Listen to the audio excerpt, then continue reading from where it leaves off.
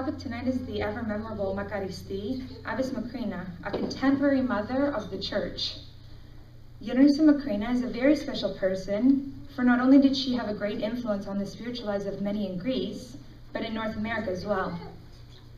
A good number of the women's monasteries under the spiritual direction of Elder Ephraim trace their roots to Gerontissa Macrina, since he took many nuns from her monastery to establish other monasteries. So if I could be so bold, I would say that just as Elder Ephraim is the father of the revitalization of monasticism in North America, so Gerontissa Macrina is the mother of this revitalization. She is a mother for all Orthodox Christians, because she is, in every sense of the word, a mother of the church. She is a saint like the saints of old, wise in spiritual matters, reverent in every regard, and virtuous beyond compare.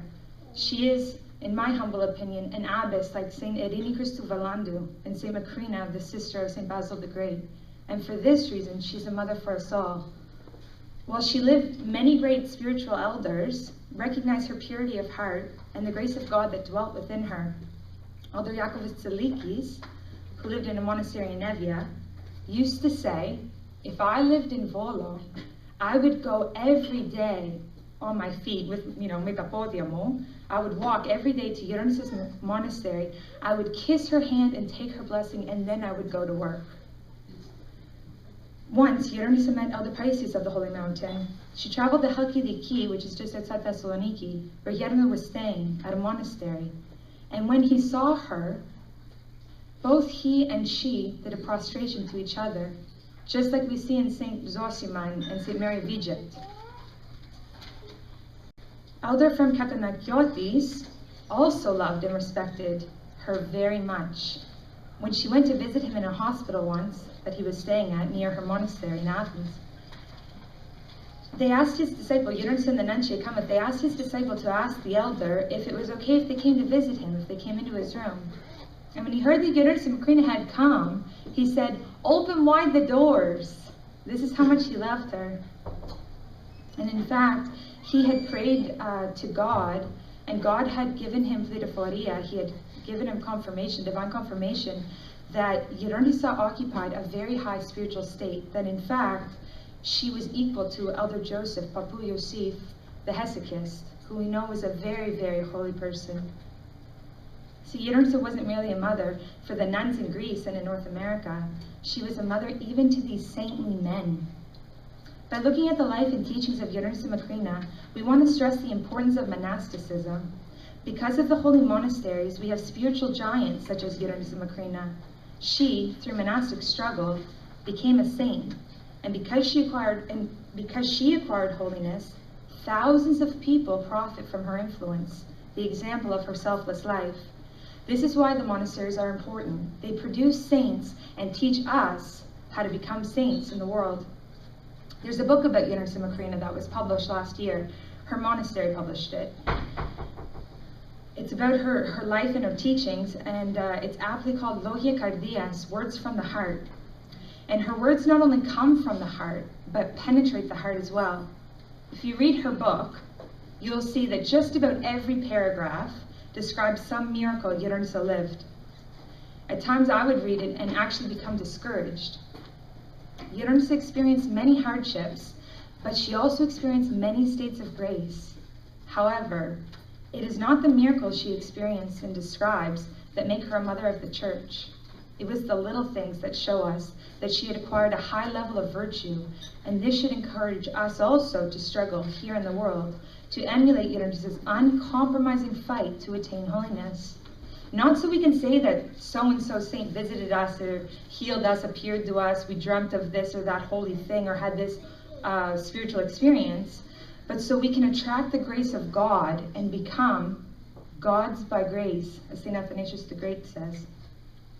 When we have Christ living in us like Gerontissa had, everything becomes light, everything easy, everything joyful. The greatest hardships in the world become means for us to commune with God, and instead of complaining, we praise Him.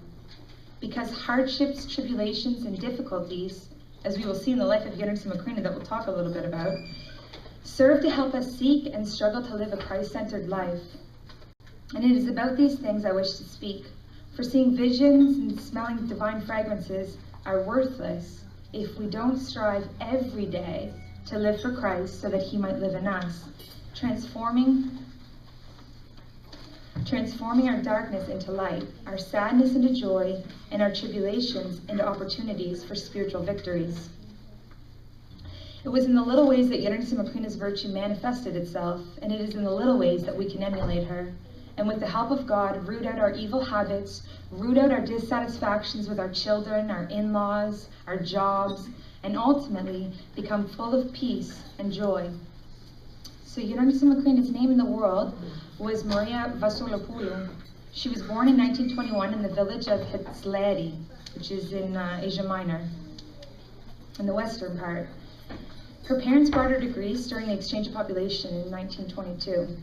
She was very young, like a couple months old. They eventually settled in Nea Ionia in Volo, which is where she came to establish the monastery later, on a hill, just sort of outside of Volos, above Volos, overlooking Volos. By the young age of 9, she had lost both of her parents. Her father fell asleep first on Clean Monday in 1929, and the next year, again on Clean Monday, her mother passed away. So little Maria and her 4-year-old brother were left orphaned.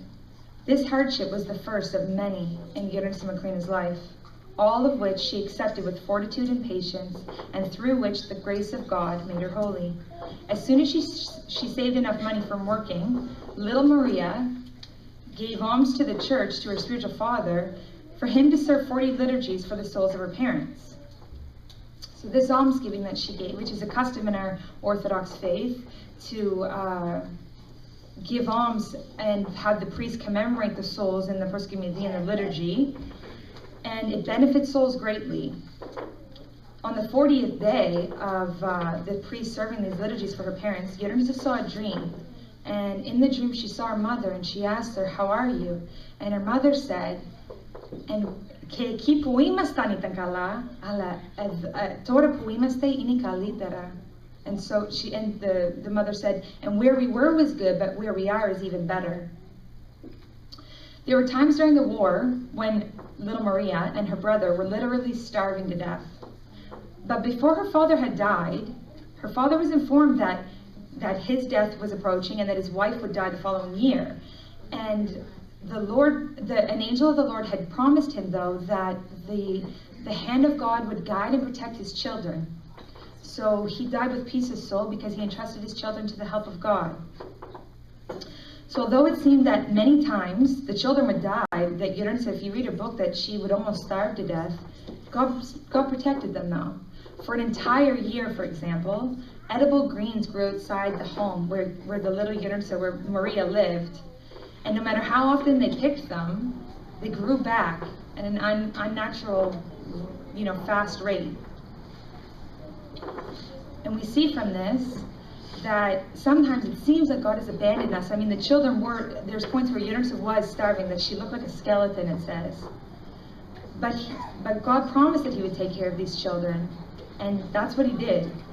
So we need to keep this in mind. Sometimes it seems like God has abandoned us and has turned his back on us, but we need to be patient, and we'll see how much he cares about us at every turn.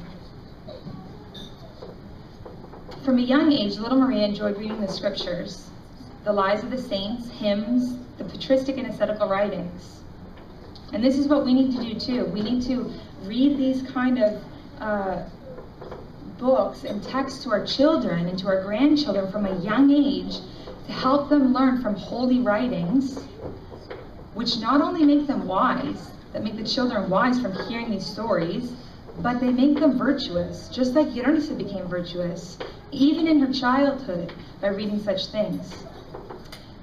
In the book it says there's a story about how Gerontissa had a dream one time where she saw a very beautiful woman dressed as a nun walking in a beautiful pasture, and she was holding the hand of like a 2 or 3 year old baby boy.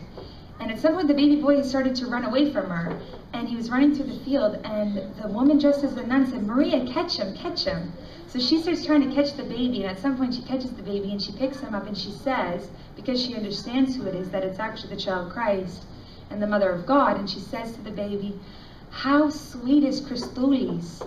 And the baby goes like this, and he puts his hands on the sides of his face, and he goes, and he blows into her face, and she said that she was filled with grace and fragrance.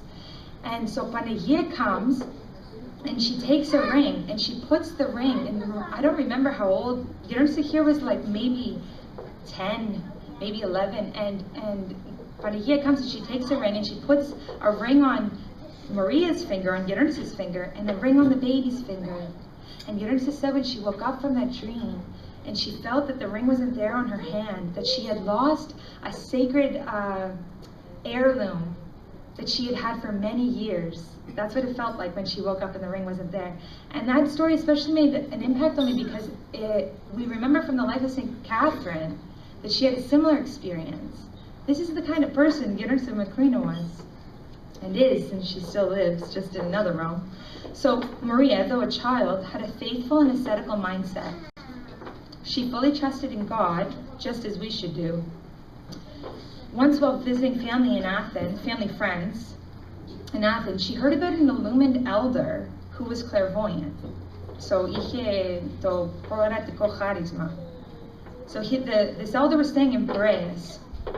So one morning, she made her cross and she set out fasting to find the elder. But she didn't know where he was staying. So she just walked and walked until basically it was getting very late and it started to get dark out. So she decided that she would knock on a door and ask if maybe the person could help direct her to where the elder was staying. And so she knocks on the door, and lo and behold, a monk opens the door and he says, "I've been waiting for you." And it was the monk that she was looking for. So he brought her in, he gave her food, he spoke with her, and he told her a lot of the things that she could expect to see in her life. He prophesied to her, in other words. So we see from this that God takes care of everything. As soon as Gerontissa put her trust in God completely, God took care of her. Another example of the hardships and trials Maria suffered, Gerontissa suffered, was she suffered an unfortunate, very, very difficult, she suffered through a very difficult situation with her own spiritual sisters. So what Gerontissa had these two young ladies that they would always go to church together to their spiritual father in Volo, and they would meet on the way on this path, and they would go together every day to church. So one day Gerontissa goes, and her spiritual sisters don't show up, and she thinks it's odd, but she continues on her way to church, and she sees that they're there, and she finds it stranger, and so she tries to talk to them, and they start to ignore her. So time goes by, and Gerontissa continues to try to figure out what's going on with them, and they continue to ignore her, and they've completely at this point stopped meeting with her on the way to church. So Gerontissa was so upset by this because she couldn't understand what she did wrong, and she was embarrassed to tell their spiritual father. So she waited a while, and finally at some point Gerontissa decided that I'm just going to apologize. So she goes to where they used to meet, and she hides behind a tree, and she waits for them to pass by, and she throws herself before them down on the ground at their feet. She prostrates to them, and she says, "Please, I'm sorry, whatever I've done, please forgive me. I don't understand what I've done." And they say, "Oh, well, you haven't really done anything. It's just that in the beginning we wanted to test you to see if you had patience.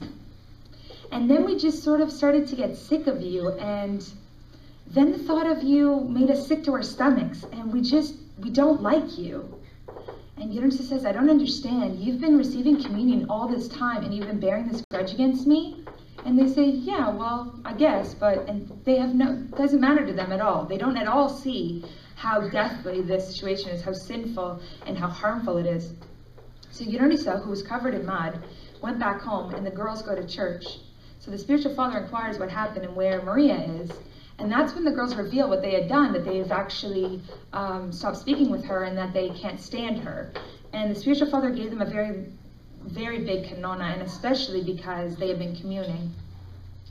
But as far as I know, the relationship was never reconciled. And so we see from this, Gerontissa had done nothing wrong. It wasn't Gerontissa's fault that they stopped speaking with her. And yet what did she do? She went and begged forgiveness.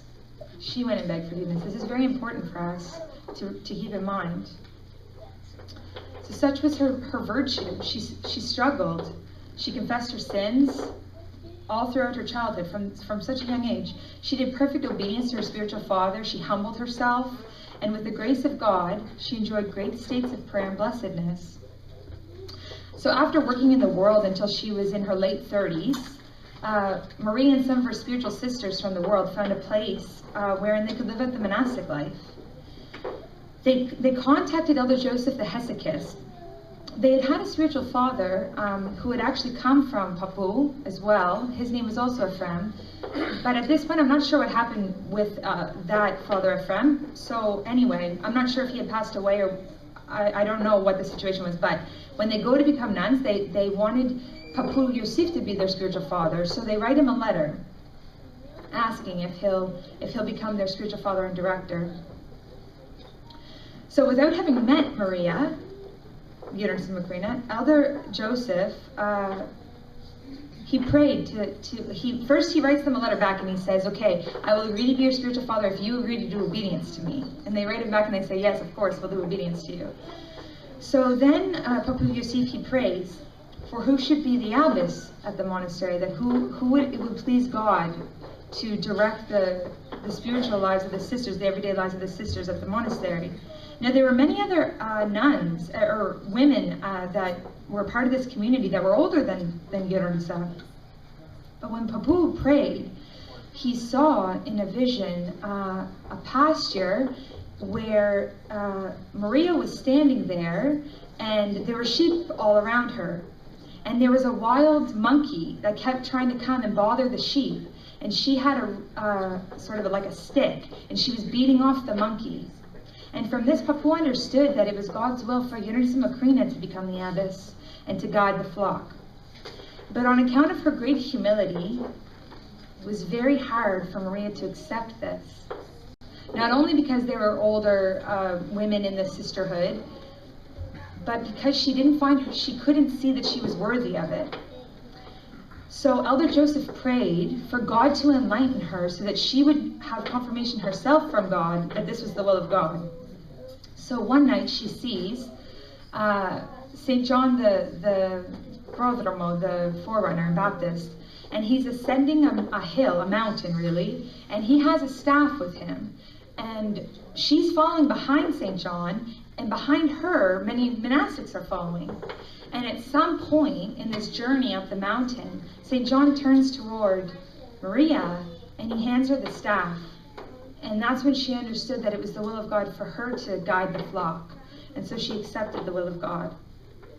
So as we've seen, her virtues weren't limited to monasticism. She herself tells us that while in the world, she struggled to obey her spiritual father. So even before she became a nun, she taught that obedience to your spiritual father brings the soul joy. It is the cause of constant gratitude. Obedience is a golden life which gives you strength and grace and keeps our consciences clean. This is what she taught. And she tells us this caused her to feel the presence of God, this obedience to her spiritual father. She convinced herself that even while in the world, those around her were like her connovio, they were like her sisterhood, even before she was a nun. And she did obedience to those people. She said doing our own will, what our thoughts tell us, instead of obedience, is one of the greatest downfalls we are able to experience. So another thing that Gerontissa spoke a great deal about was not wasting time. This was a great concern for her. God gave us this time, this is what she taught, that we have in this life to draw closer to Him. So we need to safeguard this time. We need to use it wisely. She taught that we need to have order in our lives and in our spiritual lives especially. So reading the lives of the saints, prayer, reading scripture, these were all things she stressed for us to do. She would say the fathers of the church, the saints, did not have more than we have. They fought the same passions and struggled to live holy lives just as we should do. With struggle and a good disposition, the fathers arrived at holiness, just as we are able to do. If they were able to succeed, we have no excuses. Since if they had the same passions as us, the same temptations, the same afflictions, and yet still were able to struggle and to acquire the grace of God and to conquer their passions and to become holy, what excuse do we have? We don't have anything, we have no more temptation than they did and no less opportunity to receive grace from God. So she would say, even if for only 1 week we were to struggle to, for example, keep silent and pray, she would say, even if only for 1 week, even in this short period of time, we would see the depth of God's love. God's grace visits us when someone upsets us. They say harsh things to us, criticize, or fight with us. If we keep our thoughts humble, even in the midst of these trials, God will visit us with grace. God will change our hearts, hard as stone though they may be. He will make our darkness light, and our cold hearts will burn with love for God. And then when we see the grace of God, we'll say, I'm going to try not to have disdain for anyone in my soul. This is what Gerontissa said. And even to those who hate us and treat us poorly, we will say, this person is a saint in my eyes. And gradually, all the vices in our hearts will flee and God's grace will reign. And this is what Gerontissa actually put into practice. It's one thing to say it, it's another thing to do it. We need to also practice it. And by doing it in the little ways, we'll start to have spiritual victories, and then we'll be able to do it in the greater things as well, because it's all with the grace of God and His mercy that we are able to accomplish these things. So Gerontissa not only loved God above all and taught her nuns to love Him, but she also loved her neighbor as herself. With pain of heart, she would pray for people, and they would receive great benefit. She once prayed for her friend, a woman who was a teacher in the world. This teacher had decided that it was impossible for God to be Trinity. She couldn't understand this teacher, and she refused to believe how God and Trinity could possibly be one essence, since God is also 3 persons. So Gerontissa, who was very concerned with the state of this woman's soul, who not only believed in heresy, but taught it also in school, since she was a teacher, so Gerontissa prayed very much for her.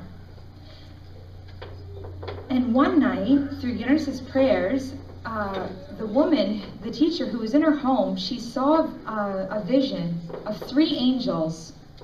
And the angels said to her, come and examine us and see if there's any difference between us. So she does. She looks at their hair, their nails, their eyes, everything. From their heads to their toes, she looks at them. She can't find any difference. She says, I'm sorry that there is no difference between you. And they say, now do you believe in one essence? So the woman ran to Gerontissa's house. So this is before Gerontissa became a nun. And she told her the story and began crying and said, you prayed for me. Now I will teach this at school. Such was the strength of Gerontissa's prayers that it was able to change this woman's heretical thoughts. And such was her love that she struggled in prayer in order to win back this woman's soul from heresy, which is death to our soul.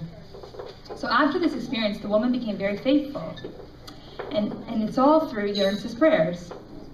Gerontissa's love and her prayers corrected this woman's wrong belief. And this is a great testimony for us, because prayer works wonders. We should never give up on someone. Pray, pray, pray, and God will enlighten them, because His love and mercy are greater than ours. And He's always looking for an excuse to help someone. We should pray even for those who hate us. Gerontissa tells another story about a woman who slandered her, and the spiritual benefit we can receive from praying for those who hate us and who say false things about us. And the thing was, in this particular situation, Gerontissa, not only was she slandered unjustly, because she didn't do the things the woman was saying she did, more importantly, Gerontissa didn't judge the person who was slandering her.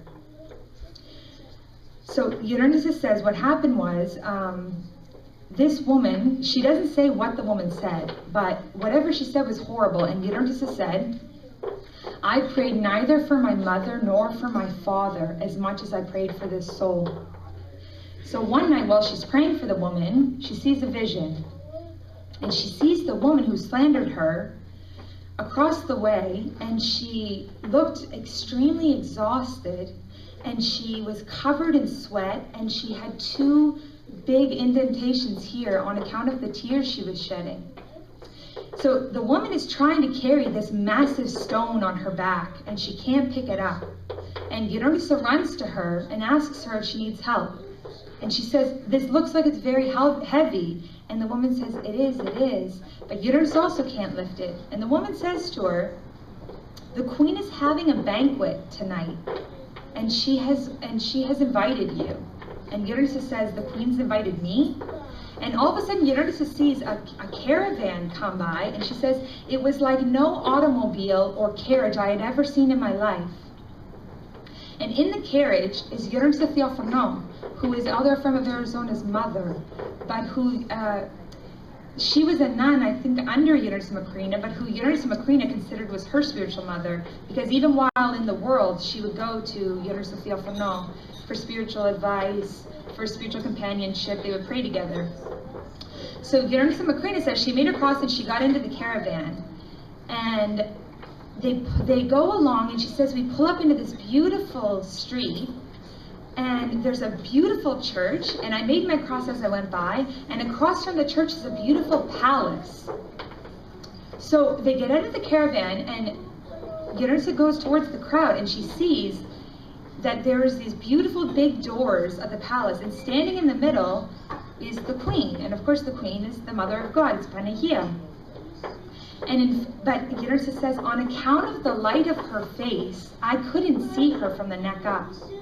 I could see her beautiful clothes, I could see her beautiful sandals, but I couldn't see her face because it was so bright with the grace of God. So Gerontissa sees in front of the queen, there's 2 lines. There's a line of children, and she says they're dressed like little angels with ribbon and lace. And there's a line of women who she said were widows, but look like, like dressed like nuns, like we see in the old Giadas in Greece, who wear all black and black mandili and black clothes. So Gerontissa goes with the women who look like the nuns. And they say to her, no, you have to wait your turn. So all of a sudden, she hears the hymn, I don't know what I can't think of the Greek, but it's like, come, let us be radiant for the festival. It's what we sing on Pascha. And then the queen starts to say, come you martyrs, you great martyrs, to the feast. And the children start to line up and come in. They take her blessing, and they're going into the banquet hall in the palace. And then the widows start to come. And so it gets to the point where it's Gerontissa's turn, and she comes up. And she goes to get the blessing of the queen, and the queen gives her the blessing, and she puts her hand on her back, and she says to Gerontissa, Ipomoni, ipomoni, ipomoni. Patience, patience, patience. And then Panagia turns to one of her maids, and she says, take her to the king's garden. But Gerontissa, who was curious about the banquet, stopped to look inside to see. And she said, what I saw were beautiful tables with white tablecloths and food everywhere. Whatever you wanted, it was there. Whatever kind of food you could imagine, it was there. And the chanting continued, come, let us be radiant for the festival. And the maid who the queen had called on leans over to Gerontissa, and she takes her by the hand and she says, this is for the martyrs, for those who have suffered. And Gerontissa says, and I was given to know that patience was needed, i.e. in this tribulation that she was going through. So the maid takes Gerontissa to a garden, a very beautiful garden, a paradisal garden. And she says there were some kind of brown lilies there that looked like lilies that had crosses on them. She said when she went into the garden, such spiritual exaltation filled her soul that all the sorrow that she was feeling from this trial left. And when she awoke from this vision, Gerontissa ran to the woman who had slandered her. And she hugged her and she kissed her and she said, I don't know how to thank you for the bad things you have said about me. Now, why did Gerontissa say that? Because she saw that from not judging the woman, from not only suffering the horrible things the woman and false things the woman said about her, Gerontissa didn't judge her. And she said, from then on, I knew that I would never judge anyone again. Even if I saw them commit a sin in front of me, I wouldn't believe it, she said. And so, agapitemu, adelphi, my brothers and sisters, St. Paul says, let us fear then, lest perhaps, being left a promise to enter into his rest, any of you, any of us, seems to have come short of it, since, like Gerontissa, we have every means to become holy, because not only do we have the great Orthodox faith, we have amazing examples like the monastics who, through their struggles, show us not only the light of Christ that dwells within them, but how we too can acquire this light. So what excuse will we give on the judgment day if we too don't reach holiness? What will we say? We'll have no words. We will stand in silence, filled with shame, because the medicine, tochapi, holiness, is always there for us to take. God offers this medicine of holiness, which is showing patience in tribulations, which is keeping the faith, which is praying and loving those who hate us, and just basic struggle, confession and fasting. This is the medicine that God provides for all Orthodox Christians to become saints. So if we don't swallow this medicine, if we don't pick up our own crosses that God has given to us in order for us to be sanctified, because each of us have our own particular way in which we'll be sanctified, our own particular struggles to fight through and to conquer, if we don't follow Christ, if we don't deny ourselves, if we don't struggle, in other words, what excuse will we give? Woe to us if we don't make a spiritual effort.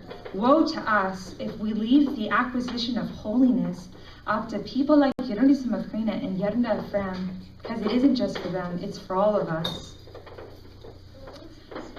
All we need to do is give one, is make a little effort, and God gives 100. So maybe then, through the prayers of the holy Gerontissa Macrina, through Gerontissa Ephraim, through all the fathers, through all the mothers, through the monastics that struggle, may we arrive at holiness even here in the world. Thanks.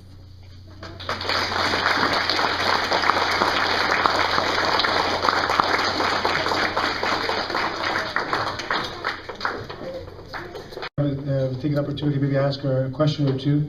It would be very beneficial for all of us.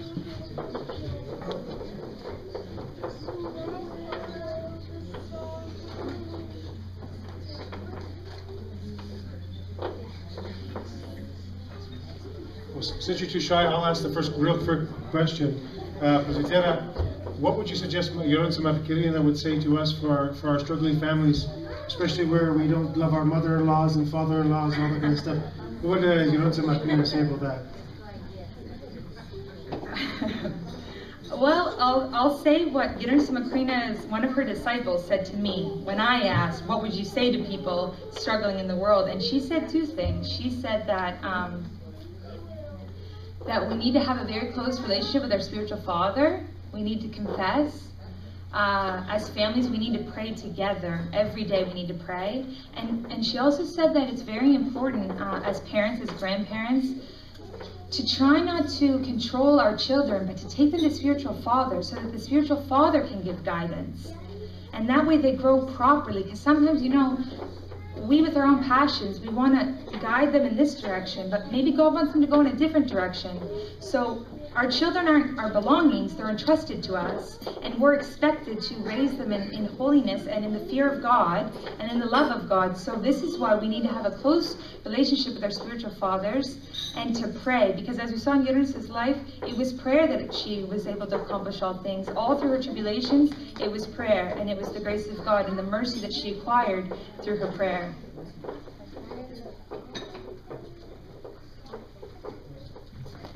Anyone else would ask a question for Tera?